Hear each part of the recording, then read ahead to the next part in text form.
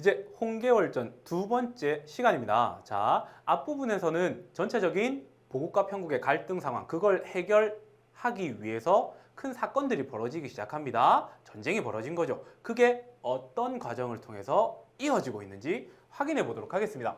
보국이 명령을 받았잖아요. 와서 싸워 이렇게 하니까 보국이 할 수 없이 갑옷과 투구를 갖추고 진중에 나아가 원수 앞에 엎드리니 원수가 분부했다 이렇게 됐습니다. 근데 보국의 태도를 보세요. 할 수 없이 나아갔다고요. 아직까지 인정하지를 못하는 거예요. 얘가 무슨 생각을 가지고 있는지는 여러분들 이미 배웠습니다. 자, 원수가 뭐라고 이야기를 하느냐? 만일 명령을 거역하는 자가 있다면 군법으로 시행할 것이다. 이러니까 보국이 겁을 내요. 완전 쫀 거죠. 중군장 초소로 돌아와 명령이 내려지기를 기다리고 있었다. 이렇게 되죠. 자, 그러면 여기서는 또 어떠한 모습이 드러났느냐면 원수로서의 계월의 모습이 드러나는 거죠. 장군으로서의 모습이 완전히 드러나는 거죠. 그러면 영웅적 면모가 이제 나타나기 시작한다라는 겁니다. 여자에서 남자로 완전히 변신했을 때 완전히 달라지는 거죠. 그러니까 영웅의 시작이 되는 겁니다. 원수가 장수에게 각각 임무를 정해주고 추 9월 갑자일에 행군하여 11월 초하루에 남간에 당도했다. 뭐 여정이죠. 3일을 머무르고 즉시 떠나 5일째 천촉산을 지나 여경류에 다다르니 적병이 넓은 평원에 진을 쳤는데 그 단단함이 철통과도 같았다. 이렇게 됐습니다. 자, 이 앞줄은 뭐 그닥 중요한 건 아니고요. 여기 보세요. 적군의 모습이 나타났다고요. 근데 그 단단함이 철통과 같았다라는 것은 적군의 위력, 대단하다라는 것을 넌지시 깔아두는 겁니다. 왜? 영웅적인 활약을 하는데 영웅이 빡 나타나서 초딩하고 땡땡땡땡 이러면 영웅이 아니잖아요. 그러니까 영웅을 영웅답게 만들기 위해서 작가가 적을 굉장히 강하게 만들어놨다 이렇게 생각을 하시면 됩니다. 이 강한 적군 앞에서 보세요. 원수가 적진을 마주보고 진을 친 후 명령을 하달했다. 장수의 명령을 어기는 자는 곧바로 뵐 것이다 라는 말. 이 말을 통해서 뭡니까? 철통 같은 적군에 대해서도 쫄지 않는 원수의 당당한 모습이 드러나는 거죠. 그러면 이 원수의 발언을 통해서도 뭐 영웅의 면모가 드러나는 거죠. 영웅이 아니면 전부 다 어떻게 했습니까? 저 적군 보세요. 어떻게 싸워요? 이렇게 될 거 아니에요. 그러니까 영웅으로 드러내기 위해서 쫄지 않는 모습이 드러난다라는 겁니다. 계속 보겠습니다.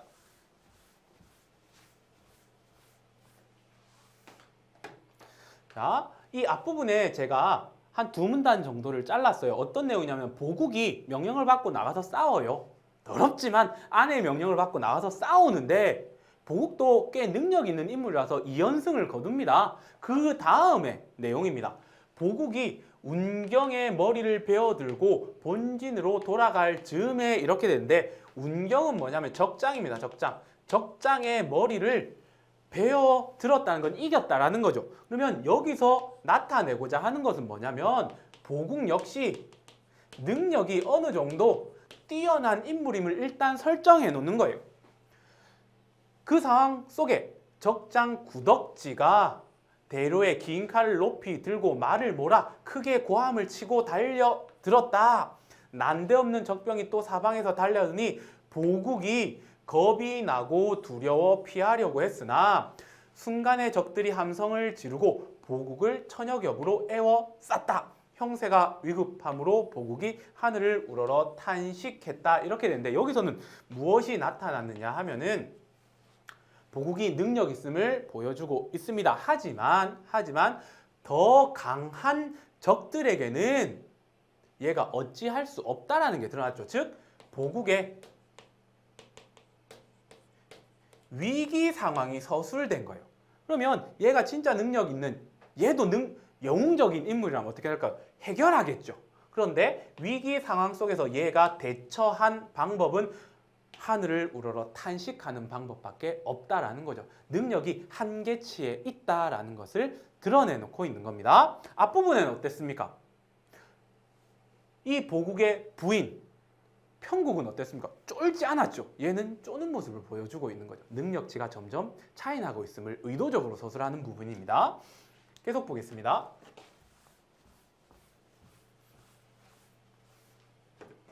자, 이때 원수가 남편이죠. 평국입니다. 장대에서 북을 치다가, 이때 장대는 높은 단상을 말하는 거예요. 북을 치다가 보국의 위급함을 보고 남편이 위급한 거예요. 급히 말을 몰아 긴 칼을 높이 들고 좌충우돌해 적진을 해치고 구덕지에 머리를 베어들고 보국을 구했다. 이렇게 됩니다. 그러면 원수의 행위가 서술된 거잖아요. 되게 구덕지가 강했지요. 2연승을 거둔 보국을 한 방에 이긴 구덕지를 원수가 한 방에 해쳐버린 거죠. 그러면 여기서 원수, 계월 같은 말이죠. 평국의 영웅적인 면모가 드러나는 겁니다. 몸을 날려 적진에서 충돌하니 동해 번쩍 서쪽의 장수를 베고 남쪽으로 가는 듯 하다가 북쪽의 장수를 베었다. 이처럼 좌충우돌하여 적장 50여 명과 군사 1000여 명을 한 칼로 소멸하고 본진으로 돌아왔다. 자, 여기서도 마찬가지입니다. 원수의 영웅적인 모습이죠. 1000명, 50명, 1050대 1로 붙어서 한 번에 끝내버렸다라는 거죠. 이거 뭐겠습니까? 원수, 계월의 영웅적인 모습이 드러나고요. 현실에서 있을 수 있어요? 없어요? 없다라는 거죠. 그래서 여기서 비현실성이 드러나. 이거 게임이나 가능하죠. 혹시 남학생들 보고 있습니까? 남학생들 게임 캐릭터 하나 가지고 확 선멸할 수 있잖아요. 현실에서는 불가능한 비현실성 드러났다라고 보시면 됩니다.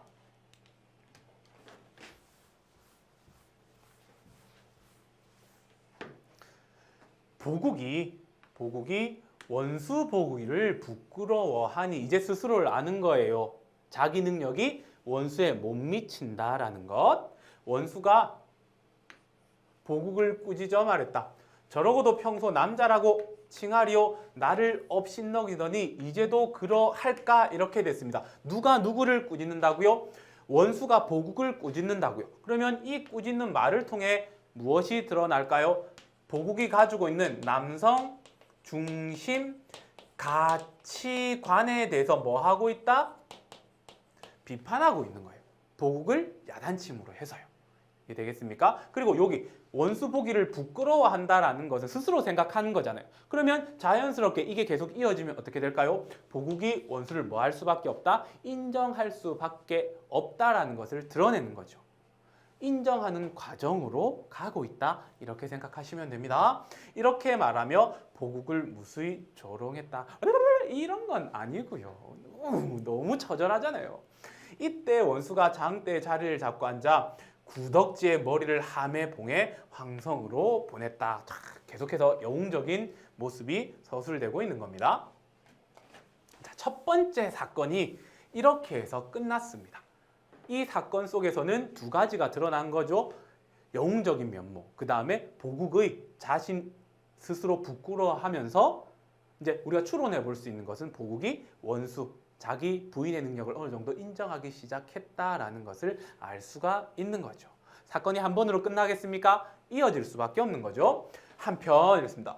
오와 초, 양 왕은 두 나라 왕은 서로 의논하며 말했다. 뭘 의논하는지 보겠습니다. 괴략을 꾸미겠죠. 평국의 용맹을 보니 옛날 조자룡이라도 당하지 못할 것이니 어찌 대적할 것이며 평국이 명장 구덕지를 죽였으니 이제 누구와 함께 큰 일을 도모하겠는가? 이제 우리 양국이 평국의 손에 망할 것이도다 라고 하면서 적군의 왕이 상대편을 칭찬하고 있는 것과 똑같은 거죠. 그러면 상대 왕의 말을 통해서도 뭐가 드러나는 겁니까? 평국, 계월, 원수의 영웅적인 모습이 드러나는 거죠. 적군의 왕이 두려워할 정도의 인물이다라는 거죠. 이렇게 말하면 이제 눈물을 흘릴 정도로 무서운가 봅니다. 흘리니 이제 맹길이 아래였다. 뭐라고 말하는지 보겠습니다.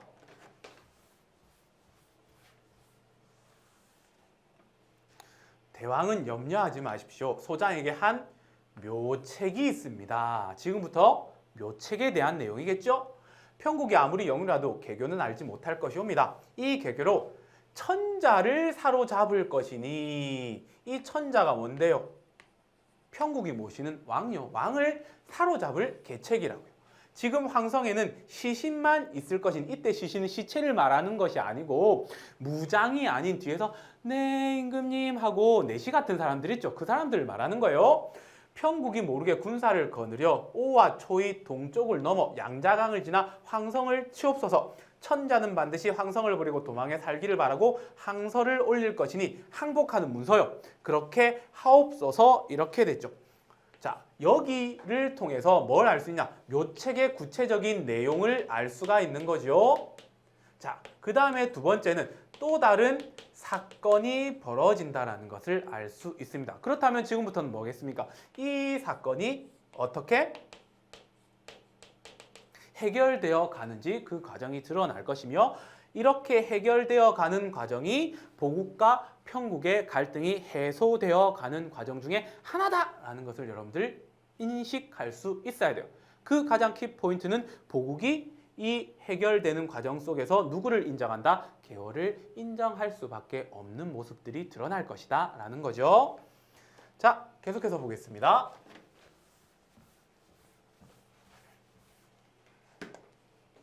천자께서 이제 앞부분에도 잘랐어요. 이제 얘들이 계략을 실행시키는 거예요. 이제 쳐들어온 거예요. 황성에 다이렉트로.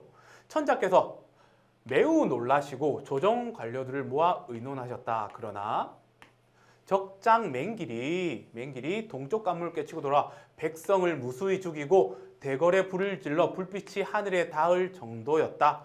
이에 장안의 백성이 물 끓듯 도망했다. 이렇게 됐습니다. 여기 부분은 뭐가 드러났느냐 하면은요, 적장 맹길에 위력이 드러나고 있는 거죠. 와서 온 나라를 쑥대밭으로 만들고 있는 거예요. 의도를 알겠죠? 적장이 강해야지 얘랑 대결하는 주인공은요, 능력이 더 세 보이니까요. 이해됐나요? 자, 천자께서 매우 놀라시고, 얘는 맨날 놀라기만 합니다. 용상을 두드리다 기절했대요. 문제 해결 능력이 없는 겁니다. 우승상 천희가 천자를 등에 업고 북쪽 문을 열고 도망하니, 신하들은 나가서 싸우는 게 아니라 도망하는 거예요. 시신 100여 명이 따라 천태령을 넘어갔다. 적장 맹길이 천자께서 도망하는 것을 보고 크게 소리를 질렀다. 뭐라고 소리치는지 보겠습니다. 명나라 황제는 도망치지 말고 항복해라. 이렇게 소리치며 쫓아오니 모시는 신하도 넋을 잃고 죽기 살기로 나아가니 앞에 큰 강이 가로막고 있었다. 이렇게 되죠. 자, 여기서는 무엇이 또 드러나느냐 하면은요, 천자, 그 다음에 그를 모시는 신하의 무능력, 다른 말로 해볼까요? 얘네들은 문제 해결 능력이 없는 인물들로 묘사되고 있다는 거죠. 이 문제 그럼 누가 해결해 줄까요? 영웅이요. 그러니까 더더욱 돋보이겠죠. 왕도 못하는 걸 신하가 했으니까요. 그리고 여기서는요, 맹길이 모습이 드러나잖아요. 맹길의 용맹, 위력이죠. 위력이 강한 적이다라는 것이 드러났습니다. 보겠습니다.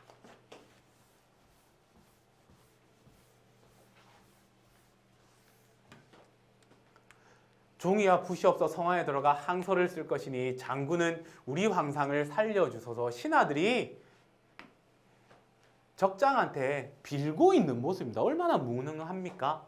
그러니까 맹길이 눈을 부릅뜨고 꾸짖는 겁니다. 내 왕 목숨을 아끼거든 손가락을 깨물고 옷자락을 찢어 항서를 써 올리라고 막 꾸짖습니다.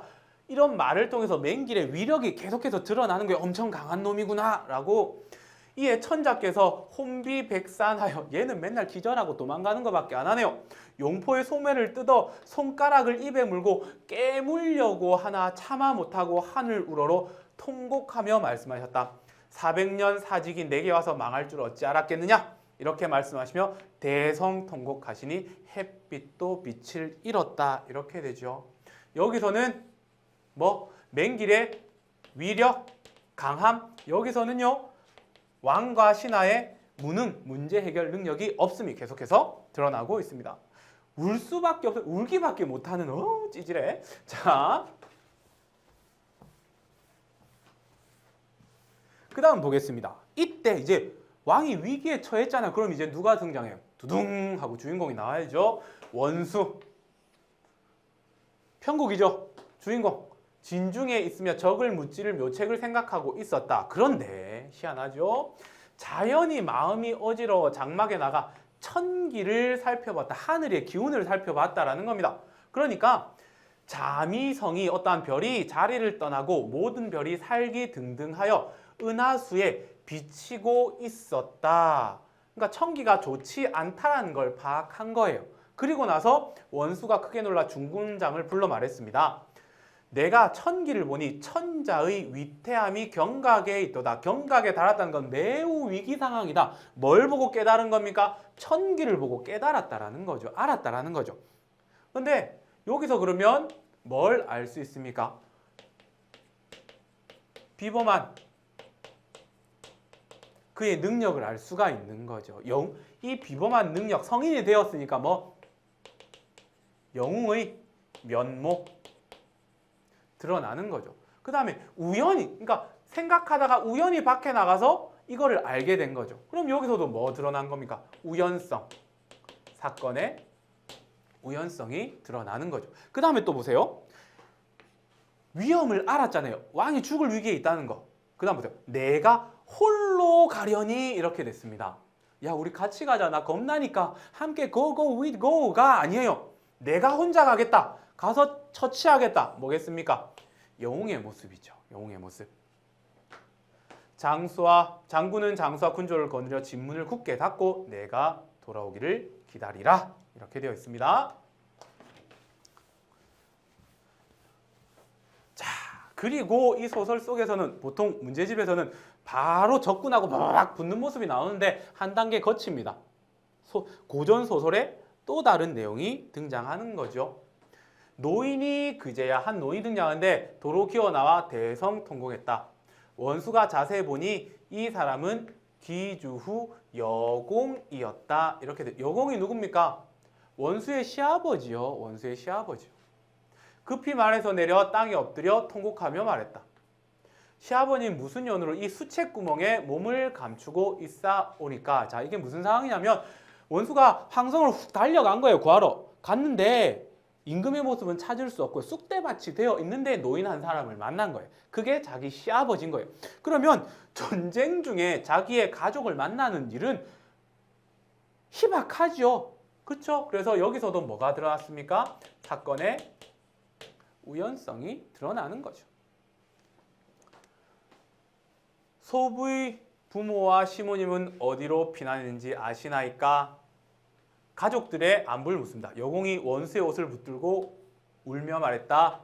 뜻밖에도 도둑질이 들어와 대궐에 불을 지르고 노략하더구나. 그래서 장안의 백성들이 도망하여 갔는데 나는 갈 길을 몰라 이 구멍에 와 피난했으니 사돈 두 분과 내 시모가 간 곳은 알지 못하였구나. 이렇게 말하고 통곡하니 원수가 위로했다. 설마 배울 날이 없겠습니까? 배울 날이 있을 것이다. 만날 것이다. 라는 거죠. 자, 그러면 이건 누구의 말입니까? 여공이 원수한테 해주는 말이죠. 그런데 원수가 알고 있는 내용, 모르는 내용, 모르는 내용이라는 거죠. 그 적장이 쳐들어왔을 때 상황을 묘사해 주는 거죠. 그러면 이걸 통해서 알 수 있는 게 뭐냐면 적장, 맹길의 위력이 되는 거죠. 사람들이 흩어졌다고 자기 가족도 다 버리고 흩어질 정도로 굉장한 능력을 지닌 인물이라는 것도 알려주고 있는 거죠. 그러면 얘가 하는 역할은 뭡니까? 정보 전달의 역할을 해주고 있는 겁니다.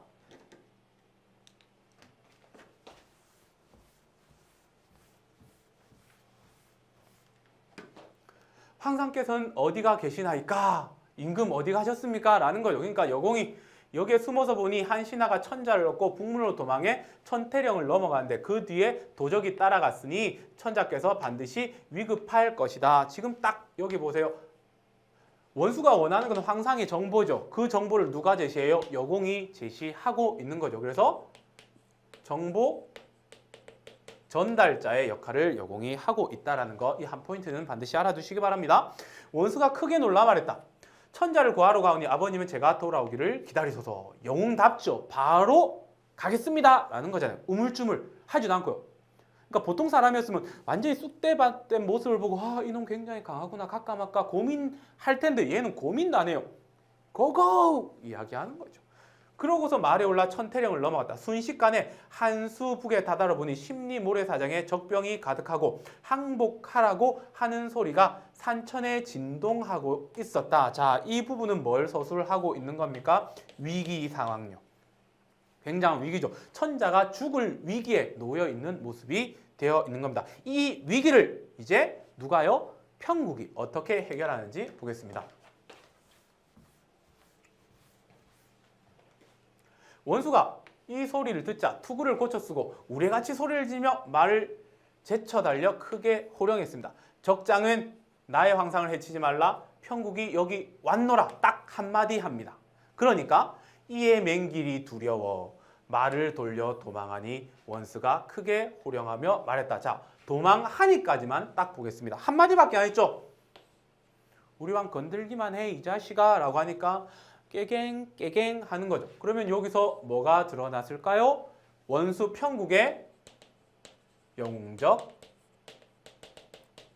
면모가 드러났다는 거. 한마디로 적군을 무찔러 버렸으니까요. 또 원수가 크게 호령합니다. 내가 가면 어디로 가겠느냐? 도망가지 말고 내 칼을 받으라. 이와 같이 말하며 철통같이 달려가니 원수의 준총마가 타고 있는 말요. 거의 벤츠급입니다. 주홍 같은 입을 벌리고 순식간에 맹기의 말꼬리를 물고 늘어졌다. 맹길이 매우 몰라 몸을 돌려 긴 창을 높이 들고 원수를 찌르려고 하자 일단 싸움은 시작된 겁니다. 장수니까 싸우긴 하겠죠. 원수가 크게 성을 내어 칼을 들어 맹길을 치니 맹길 두 팔이 땅에 떨어졌다. 유윈 이겨버린 거죠. 원수가 또 자충우돌에 적조를 모조리 죽이니 피가 흘러 내를 이루고 적조리 죽음이 산처럼 쌓여 있다. 이렇게 됩니다. 이제 말 안 해도 되겠죠. 여기 뭐 드러났습니까? 한 방에 끝내버렸죠. 영웅적인 면모. 그 다음에 그 영웅적인 면모를 드러내기 위해서 피가 흘러 내를 이루고 죽음이 산처럼, 시체가 산처럼 쌓여있다는 거. 뭐 과장이죠. 과장. 그 다음에 산처럼 이랬으니까 비유가 드러났다. 이걸 통해서 뭐 인물의 영웅적인 면모가 드러났다. 이렇게 연결시키면 되는 겁니다.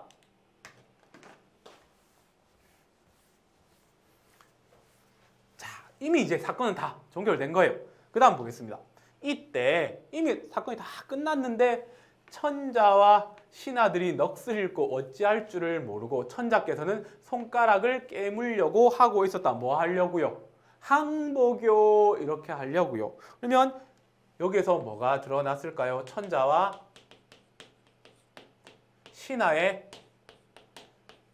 무능력함이 드러난 겁니다. 그런데 여기서는 일단 이거를 비판적인 관점으로 보게 읽는 것이 아니라 얘에 비해서 이거를 해결하니까 그 해결한 놈이 영웅적인 면모가 뛰어나다라는 관점에서 읽으라고 교과서가 편집되어 있어요. 제가 판단하기엔 그렇습니다. 의심스러우면 여러분들 항상 제가 말하는 거 있죠? 학교 가서 국어 선생님께 질문하십시오.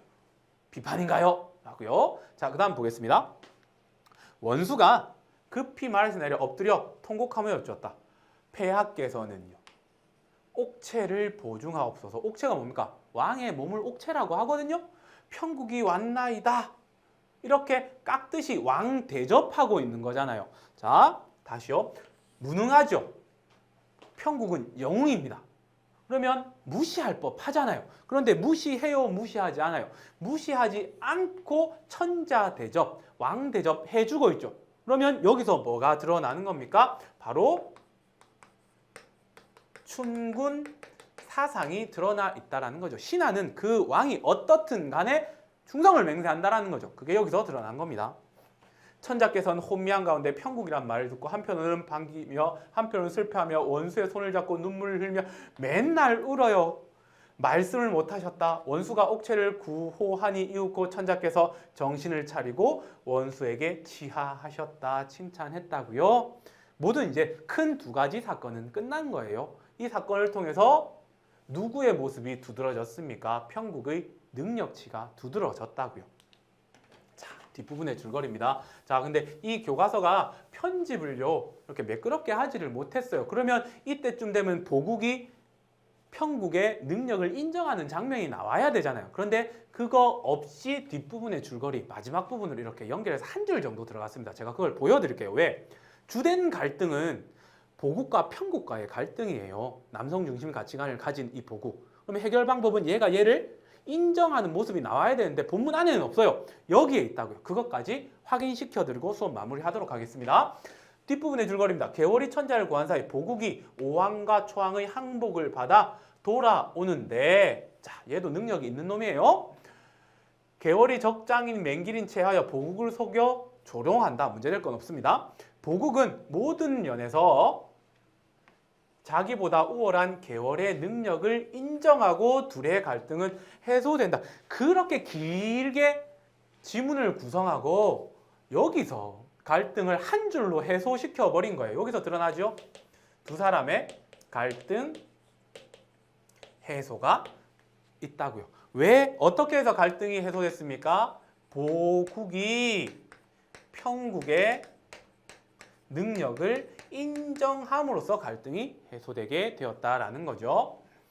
다음, 두 차례 걸친 국가의 위기를 구한 개월은 대사마 대장군 자기를 받는다. 높은 벼슬에 올라간다고요. 이거 영웅의 1대2 구조 제일 마지막 부분에 있죠. 위기를 스스로 극복하고 높은 자리에 오른다. 그 부분에 해당되는 내용입니다. 그 다음, 천자는 보국을 승상에 봉하고 여공을 오왕, 홍무를 초왕에 봉한다. 이후 개월은 보국을 예로서 섬기며 행복하게 살고 자손은 대대로 부귀영화를 누린다. 마지막 부분, 고전소설의 일반적인 특징, 행복한 결말. 행복한 결말, 이렇게 해서 이야기가 끝나고 있습니다. 제가 빠르게 한 30초 안으로 이 전체 내용을 한번 종합해 드리겠습니다. 자, 이 글의 전체적인 내용은 어떤 내용이냐? 평국과 보국과의 갈등이 드러난다고. 그런데 이 갈등의 주된 원인은 무엇이다? 남성 중심 가치관으로 인해서 얘가 얘를 인정하지 않음으로써 발생한다고요. 그런데 이게 이제 해결되는 과정이 어떻게 됐습니까? 두 번의 전쟁이 일어나죠. 두 번의 전쟁. 이 전쟁을 통해서 어떠한 내용이 드러났습니까? 평국의 영웅적 면모가 주된 내용이 드러난 겁니다. 그리고 마지막에도 뭔가가 있었죠. 그래서 마지막에는 어떻게 되느냐? 이 보국이 평국의 능력을 인정함으로써 이 둘 사이의 갈등이 해결된다. 이런 구조로 이 이야기가 편집되어 있습니다. 중간중간에 유교적 가치의 중심인 충군 사상도 들어가 있고요. 비현실성, 사건의 우연성 등 고전소설의 여러 가지 특징들이 들어가 있으니까 여러분들 다시 한번 보시면서 그런 것들 꼼꼼하게 한번 다시 정리해 보시기 바랍니다. 여러분들 긴 시간 동안 수업 듣느라고 고생하셨습니다. 자, 지금까지 홍계월전 살폈습니다.